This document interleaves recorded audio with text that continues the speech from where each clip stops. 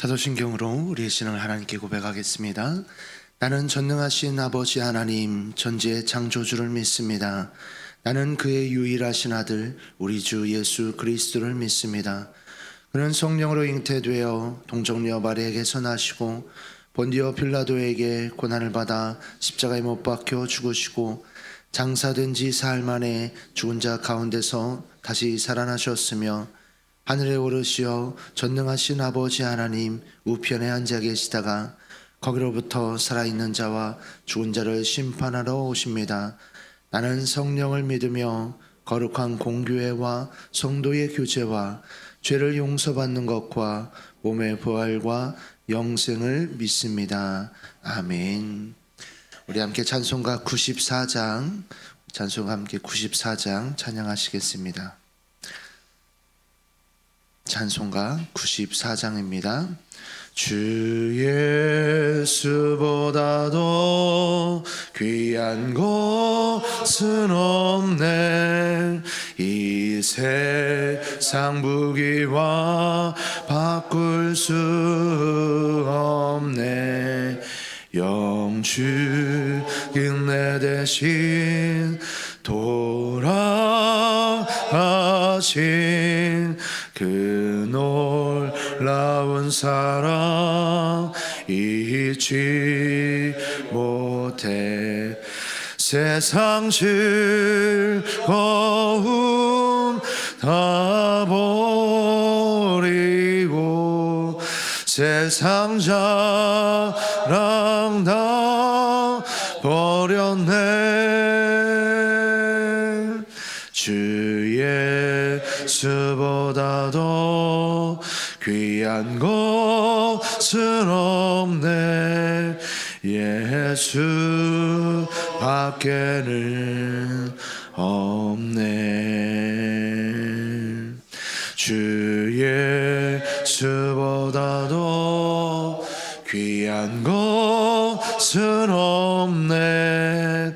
이 세상 명예와 바꿀 수 없네. 이전에 즐기던 세상 일도 주 사랑하는 마음 빼지 못해. 세상 즐거움 다 버리고 세상 자랑 다 버렸네. 주 예수보다도 귀한 것은 없네. 예수 밖에는 없네. 주 예수보다도 귀한 것은 없네. 이 세상 행복과 바꿀 수 없네. 유혹과 핍박이 몰려와도 주 섬기는 내 맘 변치 않아. 세상 즐거움 다 버리고 세상 자랑 다 버렸네.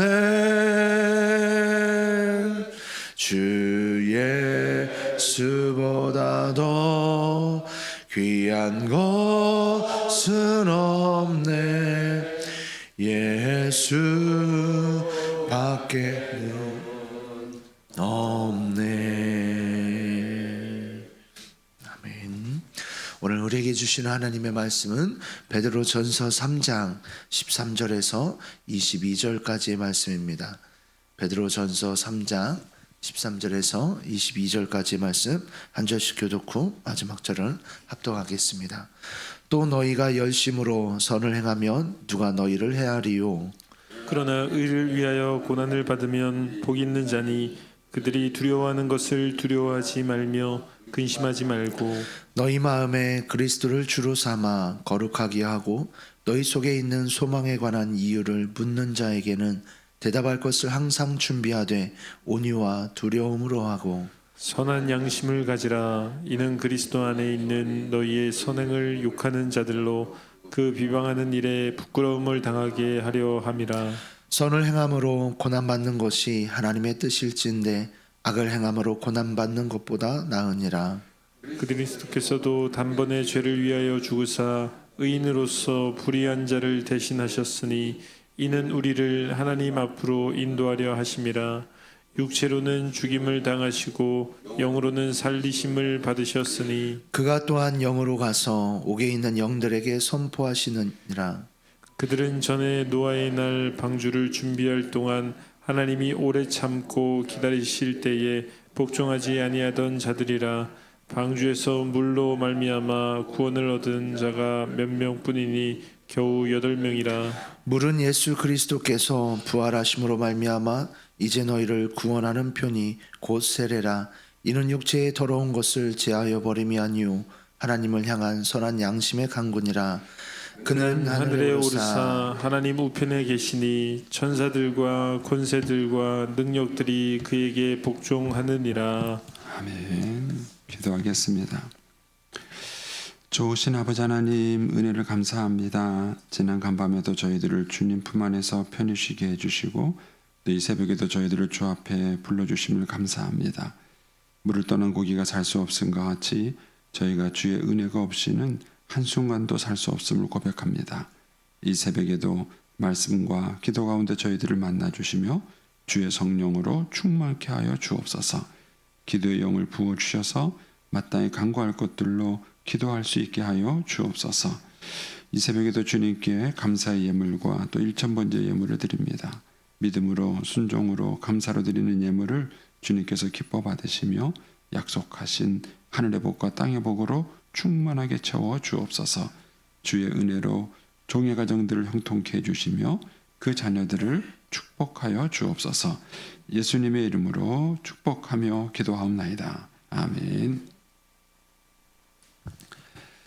이 새벽에도 주의 은혜와 축복이 함께 하시기를 축원합니다. 이 베드로전서는 이제 핍박과 고난 가운데 있는 성도들에게 이제 어떻게 믿음으로 살아갈 것인가에 대한 그런 배경이 있는 서신입니다. 이제 그 배경을 염두에 두시고 이제 오늘 말씀도 이제 보시면은 좋겠습니다. 자, 13절 말씀입니다. 또 너희가 열심으로 선을 행하면 누가 너희를 헤아리요 그랬습니다. 핍박과 어려움 가운데에 있을 때 신자의 반응은 뭐냐? 그것과 관계없이 선하게 살라는 거예요. 선하게 살라. 그러면은 누가 우리에게 비방하겠느냐 하는 것이죠. 사실은 그래도 비방을 합니다. 그래도 거기 16절에 가면 이런 말씀이 있죠. 선한 양심을 가지라. 이는 그리스도 안에 있는 너희의 선행을 욕하는 자들. 그러니까 우리가 선행을 하고도 욕을 먹을 수 있어요. 그런데다가 뭐죠? 그 비방하는 일에 이렇게 말합니다. 그러니까 세상에는 비방이 있고 그 다음에 우리가 선하게 살았다 그래서 사람들이 우리의 선행을 다 인정해 주는 것은 아닙니다. 그래서 우리 한국 사회에서 사실 이제 교회를 향해서 욕하는 사람들이 많이 있어요. 그러나 그것이 전부 다 진실은 아닙니다. 우리가 그들의 비난에 대해서 귀 기울여 들을 내용도 있지만 그러나 그 내용들을 다 100% 우리가 받아들일 이유는 없습니다. 왜냐하면 그들 가운데는 우리의 선행을 보고도 비방하는 사람들이 있었기 때문에 그런 것이죠. 초대교회로 예를 든다면은 초대교회가 하나님의 심판을 불로 임할 심판을 전했다는 것 때문에 그것을 이제 뒤집어 씌워서 로마에 불을 질렀다. 이런 억울한 일을 당하기도 했고 또 신자들이 성찬식을 행하거든요. 그 성찬식을 하면 내 살을 먹고 내 피를 먹고 이렇게 말을 하잖아요. 이제 그것을 가지고 신자들이 사람 잡아먹는다, 인육을 먹는다 이런 소문들이 초대교회에 있었어요.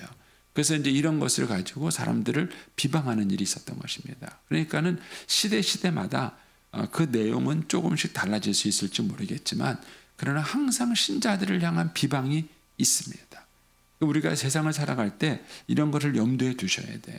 그래서 우리가 믿음으로 살고 선하게 살고도 사람들에게 비방받을 수 있다는 것입니다. 이제 그런 이유 때문에 우리 신자들은 이 핍박과 고난 속에서도 선한 삶을 살아야 하는 것이지요. 자, 14절로 가보겠습니다. 그러나 의를 위하여 고난을 받으면 복이 있는 자니 그랬습니다. 의를 위하여 살고도 의롭게 살고도 고난 받을 수가 있다는 것이죠. 그런데 그런 사람들은 복이 있다는 것입니다. 이거는 이미 예수님께서 팔복에서 얘기하신 것이죠. 너희가 나를 위하여 고난받고 너희가 비난을 받으면 그런 너희에게 복이 있다. 이렇게 말씀하십니다. 근데 실제 그런 일을 당하면은요, 기쁘지는 않습니다. 내가 이렇게 선하게 살고 상대방은 나에게 악하게 대하는데도 나는 그 사람에게 선하게 대하는데도 불구하고 나를 향해서 비방과 그런 모략이 있을 때에 사실 그게 썩 기분이 좋지는 않습니다. 사실은 그런데 그 시간들이 우리가 믿음을 훈련하고 연단받을 수 있는 그런 시간들이라고 얘기를 하는 것입니다. 그래서 신자는 억울한 일이 있기 마련이에요. 억울한 일이 있기 마련이에요. 근데 그것을 우리가 어떻게 믿음으로 대하느냐가 이제 신자의 모습이 거기에 나와 있습니다.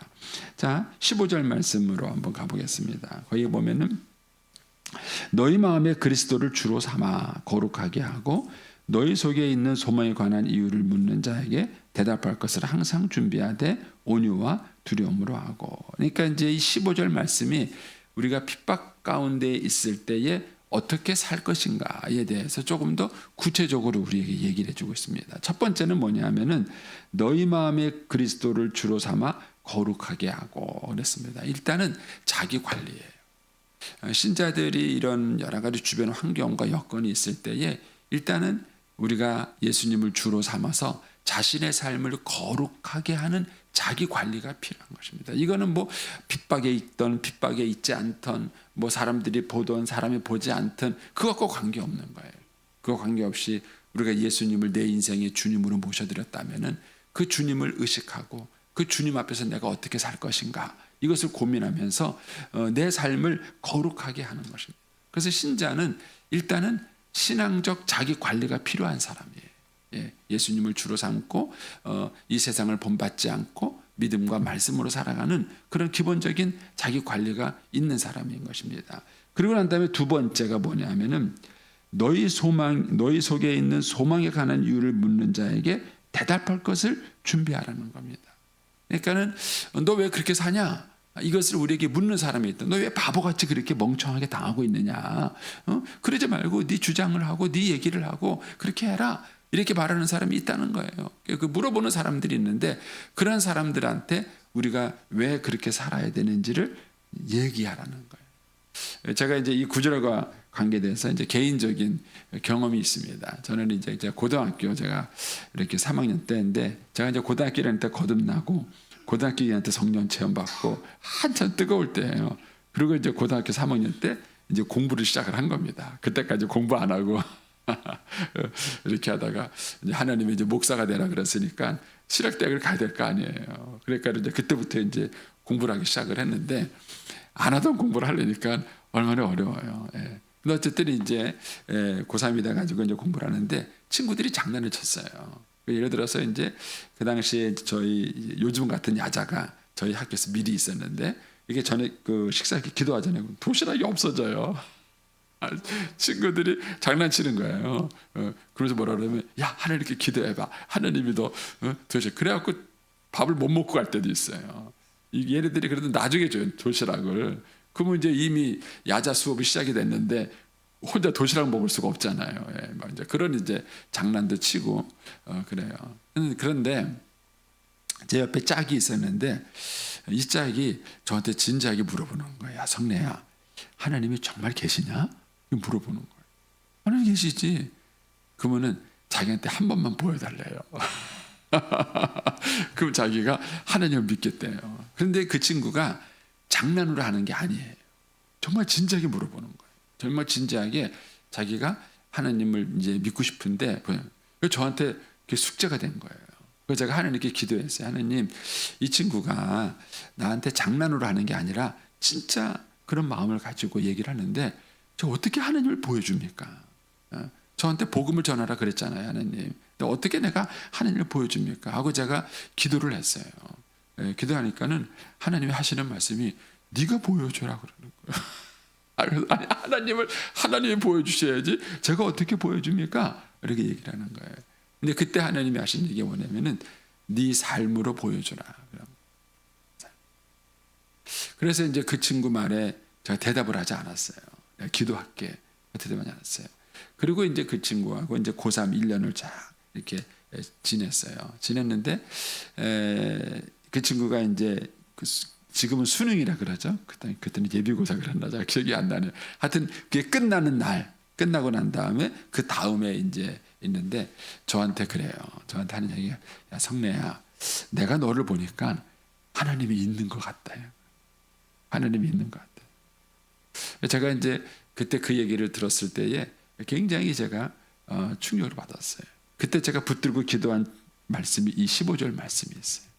하나님, 너희 속에 있는 소망에 관한 이유를 묻는 자에게 대답할 것을 준비하라며요.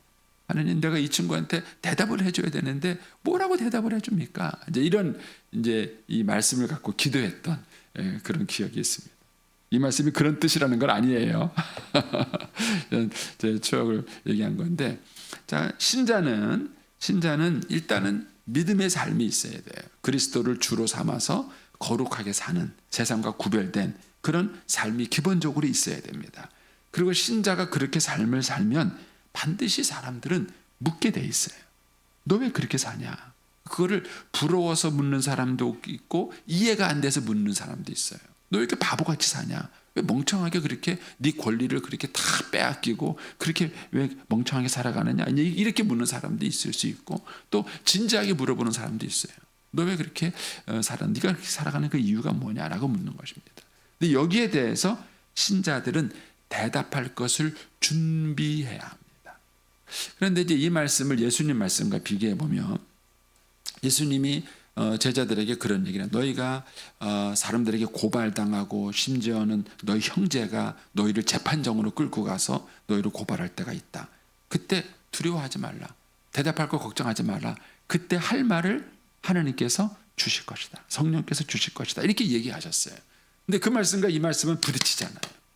그거는 준비할 게 없다. 그러면 그때 가서 성령님이 주실 것이다. 이렇게 말씀하셨고 이 말은 대답할 것을 준비하라고 얘기하고 있습니다. 사실 의미가 다른 거예요. 그러니까는 핍박과 환난에 대해서 어떻게 그 두려움, 그 나를 협박하는 사람을 두려움에 대한 대답할 것인가? 그건 우리가 준비할 게 없어요. 그때 가면 하나님이 우리에게 지혜롭게 말할 수 있는 답변을 주셔요. 답변을 주십니다. 그러나 이 본문은 그런 게 아니에요. 이 15절 말씀은 그런 게 아니라 너가 왜 그렇게 살아가느냐? 너 왜 그렇게 우리와 다른 삶을 살아가느냐? 라는 그 질문에 대한 대답을 하라는 거예요. 이 얘기는 무슨 얘기냐면 저와 여러분이 신앙적인 삶을 살아가는 것을 성경을 가지고 다 설명할 수 있어야 된다는 뜻이에요. 내가 왜 그렇게 살아가는지, 내가 왜 그런 일을 하는지. 여러분 새벽기도 왜 나오세요? 목사님이 나오라 그래서요. 안 나오면 혼날 것 같아서요. 왜 나오세요? 이거를 여러분들이 설명할 수 있어야 돼요. 내가 왜 이 새벽에 나가는지, 내가 새벽에 왜 일찍 일어나서 그냥 잠이 깨가지고 새벽에 할 일이 없어서 나온다. 그런 거 아니잖아요. 그러면 내가 왜 이 새벽에 나오는가? 내가 왜 11조를 하는가? 내가 왜 구제를 하는가? 내가 왜 선교를 하는가? 이런 것에 대해서 저와 여러분이 성경적 이유를 가질 수 있어야 돼요. 또 다르게 표현하면은 성경은 그런 이유 때문에 쓰여진 거예요. 특히 이 베드로 전서는 바로 그거에 대한 답변을 해주는 거예요. 이 베드로 전서에 보면은 왜 신자가 그런 억울한 일을 당하면서도 그렇게 살아가느냐. 우리가 어제 묵상한 말씀으로 말한다면은 아내들이 왜 남편에게 복종하느냐. 그것도 불신 남편에게 왜 복종하느냐. 이유가 있죠. 이와 같이 그런 거예요. 왜 남편들은 아내를 사랑하느냐. 왜 바보같이 한 여자에게 충성하고 한 여자를 귀히 여기느냐. 그 이유가 뭐냐. 이와 같이 그런 거예요. 그거를 성경에서 다 설명해 주고 있습니다. 오늘 본문에는요, 그 이유를 18절에서 22절이 답변인 거예요. 18절에서 22절은 그리스도께서 어떻게 사셨는지를 설명해 주고 있어요. 그래서 베드로에게는 항상 예수님이 모델이에요. 예수님이 기준이에요. 근데 18절만 제가 설명을 드리면, 18절에 가면은 그리스도께서 어떻게 사셨느냐? 우리의 죄를 위해서 죽으셨어요. 그래서 뭘 하셨느냐? 불의한 자를 대신하셨어요. 근데 그렇게 한 이유가 뭐냐? 우리를 하나님 앞으로 인도하려 하심이라는 거예요. 자, 이걸 다시 설명하면은 예수님은 불의한 자를 하나님 앞으로 인도하기 위해서 불의한 자 대신에 죽으셨다는 거예요. 불의한 자 대신에 억울한 일을 당했다는 거예요. 이 예수님이 우리의 모델인 거예요. 내가 왜 억울한 일을 당하느냐? 내가 왜 분한 일을 당하느냐? 내가 왜 손해보고도 참느냐? 그 이유는 그 사람을 하나님 앞으로 인도하려는 거예요. 이게 신자가 고난을 당하는 이유 중에 하나예요. 이게 전부는 아닙니다. 전부는 아니지만 그 이유 중에 하나라는 거예요. 남편이, 불의한 남편이 말도 안 되는 얘기를 하고 억울한 얘기를 하고 나를 이렇게 핍박하는데도 내가 참고 인내하고 그 남편에게 순종하고 존경하는 이유가 뭐냐? 그 이유가 뭐예요? 그 남편을 어떻게든지 구원하려는 마음이 있는 거예요. 그 남편을 어떻게든지 간에 하나님의 사랑을 알게 하려는 마음이 있는 거예요. 이것 때문에 내가 참고 인내하고 고난을 받는 거예요. 이게 신자의 이유라는 거예요. 이런 이유를 우리 스스로가 가질 수 있어야 되고, 이런 이유에 대해서 대답하고 설명할 수 있어야 된다는 거예요. 근데 그게 어디에 있느냐? 성경에 있는 거예요. 그래서 여기 다시 15절로 가서 너희 속에 있는 소망에 관한 이유를 묻는 자에게 대답할 것을 항상 준비하되.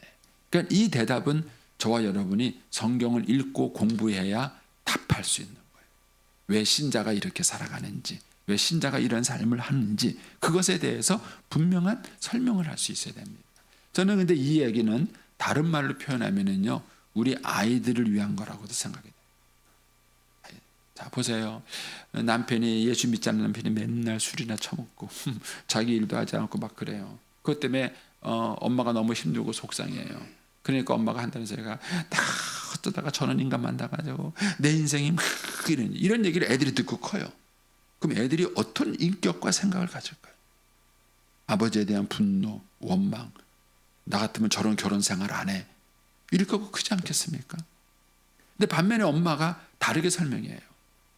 너희 아버지를 만나게 한 것은 하나님의 뜻이 있다. 하나님은 너희 아버지를 사랑하신다.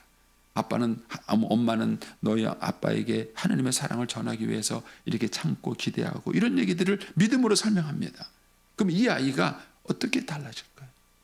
저는 이제 이찬수 목사님 간증을 들을 때에 그 부분에 참 충격이 되더라고요. 이찬수 목사님 아버님 목사님이셨어요. 개척교회 목사님이셨어요. 그런데 금식기도 하다가 죽으셨어요. 세상 사람들이 뭐라 그러겠습니까? 그런데 그 이찬수 목사님 어머님은 그 아들한테 그렇게 말했대요. 그거를 분하고, 어떻게 하나님이 내 남편을 이렇게 데려갈 수 있는가? 어떻게 이렇게 금식하며 기도하고 교회하는 하나님께 이런 원망을 가질 수도 있어요. 근데 그 이찬수 목사님 어머님은 이찬수 목사님한테 그랬다는 거예요. 너희 아버지는 교회를 사랑했다. 교회를 너무너무 사랑했다. 그래서 그 교회를 위해서 금식하다가 죽었다. 아버지는 목숨 걸고 교회를 사랑했다. 이렇게 가르쳤다는 거예요. 그래서 이찬수 목사님은 아버지가 개척교회 목사인 게 부끄럽지도 않고, 아버지가 개척교회 목회하다가 금식하다 죽은 거에 대해서도 부끄럽지 않은, 상처를 받지 않은 거예요. 오히려 그런 것 때문에 뭐냐면 교회를 더 사랑하게 되고 교회를 위해서 목숨을 거는 목사가 된 거예요. 그래서 저는 그 엄마의 신앙이 참 대단하다는 생각이 드는 거예요. 이것이 저와 여러분이 핍박적인 상황에서 살아가면서 우리가 답변해야 될 이유인 거예요. 왜 그렇게 살아가는지, 왜 그런 삶을 살아가는지에 대해서 우리가 성경적인 이유를 갖고 있을 수 있어야 되고, 그리고 그런 이유를 가지고 우리가 설명할 수 있어야 되는 거예요. 설명하고 대답할 수 있어야 되는 것입니다. 그런데 어떻게 대답을 하느냐? 거기 15절 끝부분에 보면 뭐라고 되어 있습니까? 온유와 두려움으로 하고. 온유와 두려움으로 하고. 그러면 이게요, 말도 안 되는 얘기를 자꾸 얘기하고 나를 괴롭히는 싸움이 생기면요, 감정이 생겨요. 감정. 그러다 보면요, 그 사람하고 뭐 하냐면 논쟁을 하게 돼요. 예, 예. 내가 아는 게 많잖아요. 공부한 게 많잖아요. 그럼 이제 그걸 가지고 반박을 해요. 야, 그거 틀렸어. 막 논쟁을 해가지고요, 상대방하고 감정적 싸움을 하기가 쉬워요. 근데 그렇게 하지 말라는 거예요. 어떻게 해요? 온유하게 두려운 마음을 가지고 하라. 제가 이제 예전에 어떤 분한테 간증을 들었는데, 이제 그분이 이제 어느 날 아침에 이 본문 말씀을 묵상하다가 은혜를 받은 거예요. 근데 이분의 직업이 뭐냐면은 그 회사에서 고객 응대 서비스를 하는 게 이분의 직업이에요. 자동차 판매를 하는 분인데, 그 자동차 판매 부서 중에서도 고객 응대를 하는 게 자기 이제 이분의 분야예요. 근데 이제 어느 날 이 말씀 묵상하다가 은혜를 받고, 아, 내가 오늘 만나는 모든 고객들에게 친절해야 되겠다. 이게 이제 이렇게 아침에 큐티 적용을 한 거예요. 그리고 이제 출근을 했는데 그날따라 진상을 만난 거예요. 진상이 뭔지 알죠? 진상을 만나는데 와가지고 막 불만 터뜨리고 회사들 대화하네. 그거를 끝까지 이분이 들어준 거예요. 그리고 이제 했는데 가다 또 오더래요. 무려 2시간을 시달렸대요. 2시간을 시달리고 나니까 뚜껑이 몇 번이 이렇게 뚜껑이 막 열리듯 하다가도 그 말씀 묵상한 거 생각하고 끝까지 친절해야지, 끝까지 친절해야지 하고 이제 이분이 응대를 했다는 거예요. 예. 그랬는데요, 이 진상 손님이 가가지고요, 그 회사 본사 홈페이지에다가 이분을 칭찬한 거예요. 내가 오늘 이런 분을 만났는데 참 너무 친절하고 당신 같은 이 회사에 이런 인재가 있는 게 훌륭하다 그랬다. 그거를 그룹의 회장이 봤다는 거 아니에요. 그래가지고 그분이 대리점에서 근무하다가 본사로 발령이 났대요. 본사로. 제가 이제 그런 간증을 들었는데, 어쨌든 뭐 다 그렇다는 얘기는 아니에요. 다 그런 이제 그런 얘기들. 여러분, 저와 여러분이 살아갈 때 그 진상 손님도 자기가 진상인 줄 알아요. 그렇지 않아요? 자기가 그랬으니까 그 얘기를 했을 거 아니에요. 내가 그렇게 했는데 이 사람이 참고 인내하더라는 거예요. 그러면 세상 사람들이요, 우리를 억울하게 비난하고 예수 믿는 사람들을 욕하고 해도요, 알아요. 중요한 것은 저와 여러분이 그런 순간에도 믿음으로 반응할 수 있는가. 그리고 그것을 온유와 두려움. 이 두려움은 뭐죠? 하나님에 대한 두려움이지 사람에 대한 두려움이 아니에요. 하나님에 대한 경외심, 이 온유와 두려움을 가지고 대답을 하라는 것이죠. 자, 16절 말씀입니다. 선한 양심을 가지라. 이는 그리스도 안에서 너희의 선행을 욕하는 자들, 비방하는 자들을 부끄럽게 하려 합니다. 저는 신자들이 보면은요, 믿음으로 산다고 말하면서 양심적이지도 못한 분들을 많이 만나요. 여러분, 양심은 신앙의 기준은 아닙니다. 왜냐면은 늘 하는 얘기지만 식인종의 양심은 뭐예요? 사람 잡아먹는 게 양심이에요. 그러니까는 양심은 신앙의 기준은 아니에요. 신앙은 양심보다 훨씬 높습니다. 그렇다면은 신자는 최소한 양심에는 어긋나지 말아요. 근데 신자들이 믿음으로 산다 그러면서 양심적이지도 않은 신자들이 참 많아요. 의외로 많습니다. 적어도 저와 여러분이 선한 양심을 가져야 돼요. 그리고 양심에 부끄러움이 없어요. 기본적으로. 그래서 자기 마음에 꺼려지는 걸 하시면 안 돼요. 근데 우리는 성경을 잘 모른다는 이유로, 또 믿음으로 한다는 이유로 기본적인 양심과 매너도 없는 분들이 많을 때가 있어요. 그래서 적어도 신자는 양심에는 거리낌이 없어야 된다. 사도 바울도 그런 얘기를 해요. 내가 하나님 앞에서 내 양심에 부끄러움이 없다, 이런 얘기를 합니다. 저와 여러분이 선한 양심을 가져야 된다. 그것이 우리를 비방하는 자들을 부끄럽게 만들고 대답하게 만드는 것입니다. 자, 그리고 난 다음에 이제 18절 이하에 나옵니다. 그래서 특별히 19절, 20절은 난해구예요. 난해구라서 학자들마다 번역과 얘기가 다릅니다. 그런데 이런 성경에서 해석이 어려운 부분을 난해구라 그러는데, 이런 난해구에 너무 집착하지 마세요. 왜냐하면 별로 중요하지 않은 내용이니까 자세하게 설명 안 한 거예요. 그러니까 아는 만큼만 알고 이해하는 만큼만 이해하고, 모르는 거는 천국 가서 물어보세요. 뭐 중요하지 않습니다. 주에 대한 논란은 그거예요. 19절에 보시면 그가, 예수님께서 영으로 옥에 있는 영들에게 선포하셨다. 이 옥에 있는 영들이 누구냐가 이제 해석의 관건이에요. 그리고 이 옥에 있는 영들이 20절에 가면은 그들은 이렇게 말하죠. 그 옥에 있는 영을 설명합니다. 그들은 누구냐? 전에 노아의 날에 살았던 사람이에요. 노아가 방주를 준비할 동안에 살았던 사람인데 하나님이 그들을 오래 참고 기다렸는데 불구하고 복종하지 않은 사람들이에요. 이 사람들이 옥에 있는 영들이에요.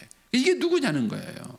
그래서 이제 여기에 따라서 해석이 학자들마다 한 4가지 정도가 나오는데 제가 4가지 다 읽어봤는데 별 도움이 안 돼요.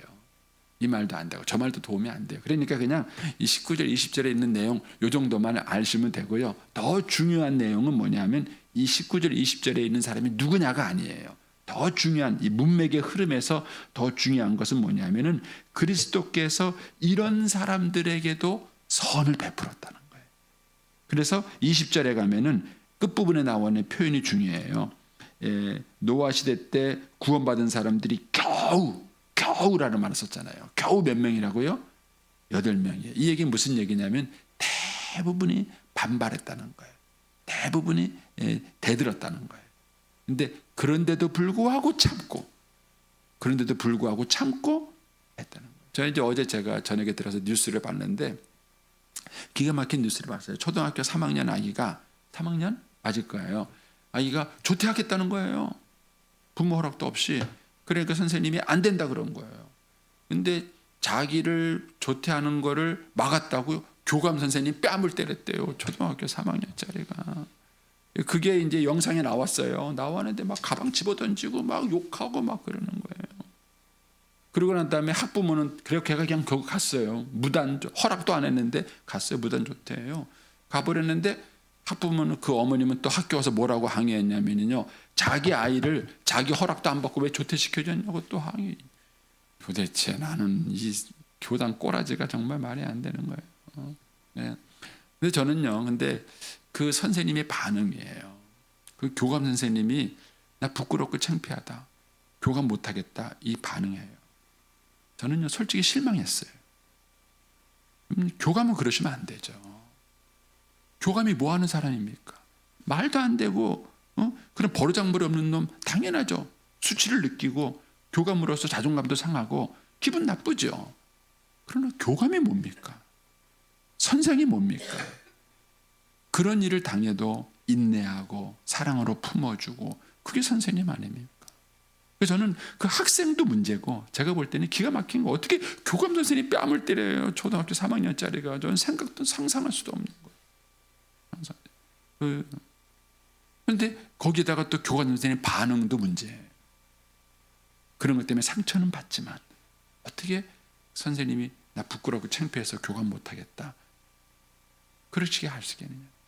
근데 그거에 비하면 오늘 그리스도는 어떻다는 거예요. 겨우 8명이에요. 겨우 8명.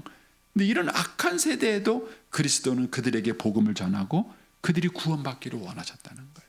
그래서 그들을 위해서 십자가를 지셨다는 거예요. 이게 그리스도라는 거예요.